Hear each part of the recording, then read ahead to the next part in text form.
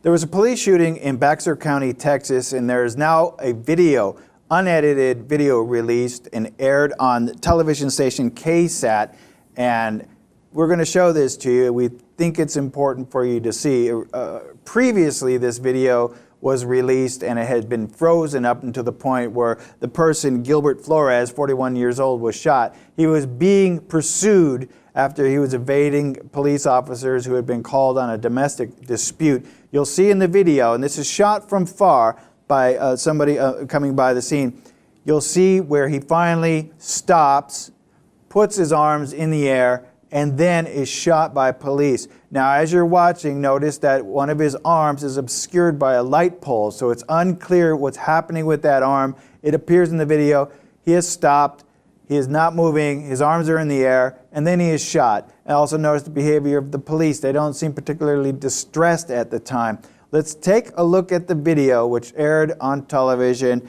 It is disturbing. I'm warning you now.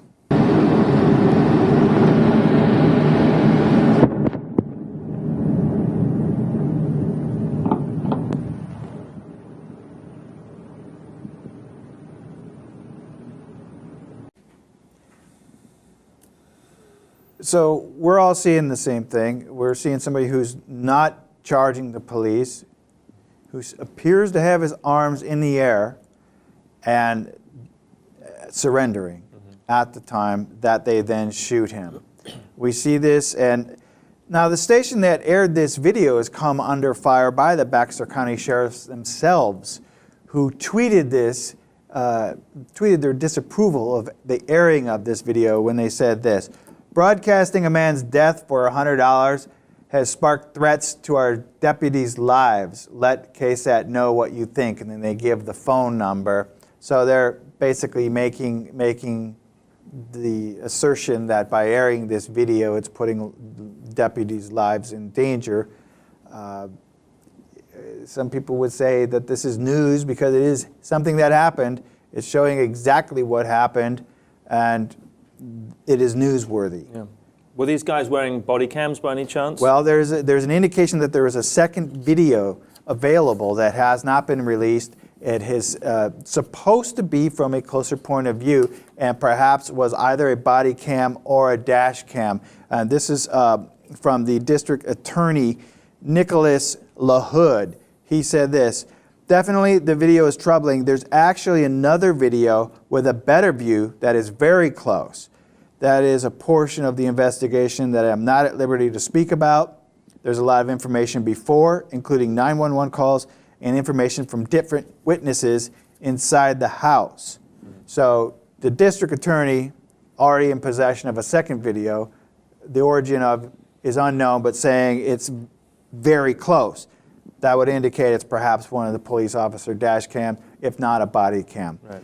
Now, if there's something about that second video that gives some sort of further proof that there was a reason for him to be shot, then you would think that they would be releasing that very quickly to quell any kind of dissatisfaction at the people who have viewed this video. Yeah, they were calling out KSAT for irresponsible journalism, effectively, and inciting potential reprisals needlessly. Yeah. And to your point, if there was a counter video to that, one would assume that that would be put out PDQ. Yeah, and they will, I'm sure, if it works to their advantage, put that out as quickly as possible. But surely, when we've talked about this, I don't want to kind of exhaust it, but I feel it's worth mentioning.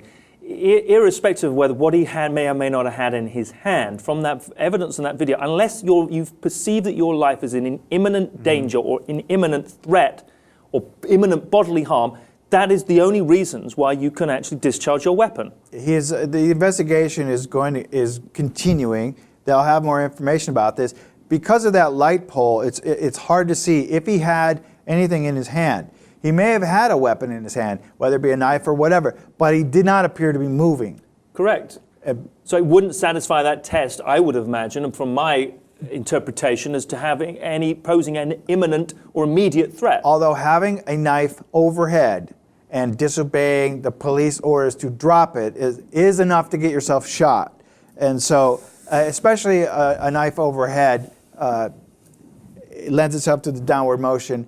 And so that can be the possible explanation. We'll see what happens when this other video. The sheriff's office sent out a further message saying, in regards to the deputy-involved shooting, we're asking for calm and patience, diligently working to complete the investigation so we can move forward to the next step. We want to get this right for the Flores family, our deputies, and our community. So we'll see how it turns out when that second video becomes revealed. For now, this video being released leaves us feeling very disturbed. Let us know your thoughts. Thanks for subscribing to Lip TV.